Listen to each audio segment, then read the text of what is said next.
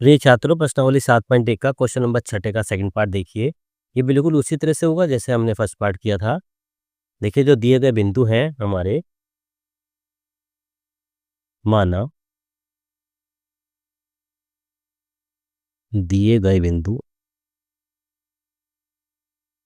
ए दिया गया है हमारा -3, 5, बी दिया गया है 3, 1, सी दिया गया है 0, 3 और डी दिया गया है -1, -4। देखिए, हमारा चतुर्भुज इस तरह से हम बनाते हैं कि ए, बी, सी, डी।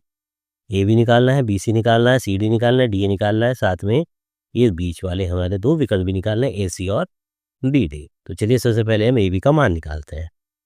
बिंदु ए और बी के बीच की दूरी। ए का मान दे रखा है हमारा -3 और 5 और बी का मान दे रखा है हमारा 3 और 1। मान निकालते चलिए। डी बराबर x2 माइनस x1 का square plus y2 minus y1 का स्क्वायर और पूरे का हमारा अंडर रूट। मान रख दीजिए x1 y1 x2 y2।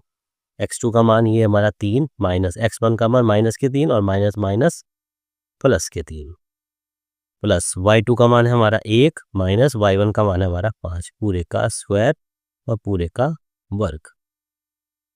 3 और 3 6, 6 का स्क्वायर प्लस 1 माइनस 5 -4 का स्क्वायर। तो 6 6 36 प्लस 4 चौक 16 और 36 और 16 ये होते हैं हमारे √52। √52 को किस तरह से कर सकते हैं? तो लिख सकते हैं 4 गुना 13 क्योंकि 13 चौका 52 होते हैं और हमारा 4 वर्गमूल है हमारा 2 का और 13 वर्गमूल किसी का नहीं है, तो यहाँ लिख सकते हैं हम 2√13। तो ए बी के बीच की दूरी आ गई हमारी 2√13। अब बी सी के निकालिए। बिंदु बी और सी के बीच की दूरी। बिंदु बी दे रखा था हमारा 3 और 1 और सी दे रखा था हमारा 0 और 3। टी बराबर x2 माइनस x1 का square plus y2 minus y1 का स्क्वायर और साथ में पूरे का अंडर रूट। मान रख देते हैं x1 y1 x2 y2। तो x2 का मान है 0 माइनस x1 का मान है 3 पूरे का वर्ग प्लस y2 का मान है 3 माइनस y1 का मान है 1 पूरे का वर्ग। तो ये जाता है हमारा -3 का वर्ग प्लस 2 का वर्ग। 3 का वर्ग होता है हमारा 9 प्लस 2 का वर्ग होता है 4। तो 9 और 4 13 √13 इसका हमारा डी और सी के बीच की दूरी का मान आ जाता है। अब हम निकालेंगे सी और डी के बीच की दूरी। बिंदु सी और डी के बीच की दूरी। बिंदु सी दे रखा था हमारा 0 और 3 और बिंदु डी दे रखा था हमारा -1 और -4। ये x1 ये y1 ये x2 ये y2। मान लिखते हैं डी बराबर x2 माइनस x1 का square plus y2 minus y1 का स्क्वायर और पूरे का under root. x1 y1 x2 y2। x2 का मान है -1 माइनस x1 का मान है 0 पूरे का स्क्वायर। y2 का मान है -4 माइनस y1 का मान है 3 पूरे का स्क्वायर। तो देखिए -1 का स्क्वायर प्लस -7 का स्क्वायर। तो -1 का स्क्वायर और हमारा 7 का स्क्वायर यहाँ पर आ जाता है। इसके बाद करिए, चलिए बिंदु सी और डी का मान ये था -1 का स्क्वायर हो जाता है 1 प्लस 7 का स्क्वायर होता है हमारा 49 पूरे का अंडर रूट और 49 और 1 50 अंडर रूट 50 हमारा बिंदु सी और डी के बीच की दूरी आ जाती है। अब देखिए ए बी के बीच की दूरी आ गई, बी सी के बीच की दूरी आ गई, सी डी के बीच की दूरी आ गई। अब हमारी बची है चौथी रेखा डी और ए। तो चलिए अब इसका भी मान निकालेंगे।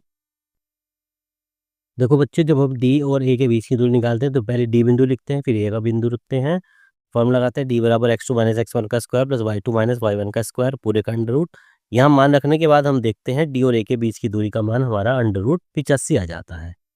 इसी तरह से जब हमारी चारों रेखाएं निकल जाती हैं A B B C C D D A, उसके बाद हम निकालते हैं इसमें विकर्ण का मान ए सी का मान। अब विकर्ण ए और सी का मान के निकालने के लिए दोनों का बिंदु रखते हैं, ए का मान रख दिया, बी का मान सी का मान रख देते हैं। यहाँ से अब डी का मान निकालते हैं, डी बराबर under root x2 minus x1 का square plus y2 minus y1 का स्क्वायर। इस तरीके से हमारे विकर्ण के बीच की दूरी भी आ जाती है अंडर रूट 13। पहले विकर्ण की आ जाती है, अभी दूसरा विकर्ण निकालना हमें बाकी है। तो चलिए दूसरे विकर्ण की निकालते हैं। बिंदु, दूसरा विकर्ण कौन सा है? बी और डी।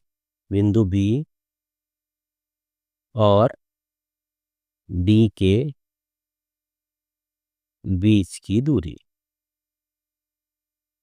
बी बिंदु दे रखा था हमारा 3 और 1, और डी बिंदु दे रखा है -1 और -4।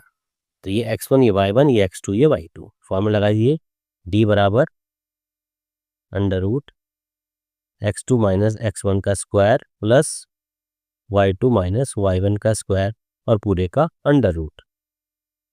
मान रख दीजिए x1 y1 x2 y2। x2 का मान -1 माइनस x1 का मान -3 पूरे का वर्ग प्लस y2 का मान -4 माइनस y1 का मान 1 पूरे का वर्ग। देखिए -1 -3 ये हो जाता है हमारा -4 इसका स्क्वायर प्लस -4 -1 -5 का स्क्वायर पूरे का अंडर रूट। -4 का वर्ग ये हो जाता है 16, 5 का वर्ग ये हो जाता है 25। अंडर रूट 16 प्लस 25 बराबर ये हो जाता है हमारा अंडर रूट 41। तो विकर्ण का मान एक का मान अंडर रूट 13 आया, दूसरे विकर्ण का मान अंडर रूट 41 आ गया। ठीक है बच्चों, लेकिन हम यहाँ देख रहे हैं कि जो हमारे दो रेखाएं हैं, कौन कौन सी रेखाएं? जैसे हमारी रेखा आई थी पहले, ए और बी के बीच की दूरी आई थी हमारी 2 अंडर रूट 13, बी और सी के बीच आई अंडर रूट 13, और साथ में विकर्ण का भी आया एक अंडर रूट 13। तो यहाँ पर लिख सकते हैं एक तो विकर्ण, विकर्ण कौन सा? ए सी। यहाँ लिख सकते हैं हम अतः, क्या लिख सकते हैं? अर्थात देखिए विकर्ण है हमारा ए सी। ए सी में अगर हम यहाँ पर बी सी, बी सी का भी मान अंडर रूट 13 आया था, ए सी प्लस बी सी किसके बराबर है? हमारा ए बी के बराबर आ रहा है। देखिए क्योंकि ए सी का मान अंडर रूट 13 आ रहा है, बी सी का मान अंडर रूट 13 आ रहा है, तो ए बी का मान हमारा 2 अंडर रूट 13 आ रहा है। ए बी का मान 2 अंडर रूट 13 आ रहा है। लेकिन जिस तरह से हमारा पहले प्रश्न में किया था, वहाँ पर चारों भुजाएं बराबर आई थी और दोनों विकर्ण बराबर आए थे, तो ये हमारा वर्ग कहलाया था। लेकिन यहाँ पर हमारी चारों भुजाओं में से कोई भी एक भुजा बराबर नहीं आ रही है और ना ही दोनों में से कोई विकर्ण आपस में बराबर आ रहे हैं। क्या लिखेंगे? ए बी सी और डी संरेखीय हैं, अतः ए बी सी डी एक चतुर्भुज नहीं है। क्योंकि इसका कुछ भी बराबर नहीं आ रहा, तो ये हमारा चतुर्भुज नहीं होगा। इस तरीके से हमारा क्वेश्चन नंबर 7 प्रश्न 7.1 का क्वेश्चन नंबर 6 का सेकंड पार्ट पूरा हो जाता है।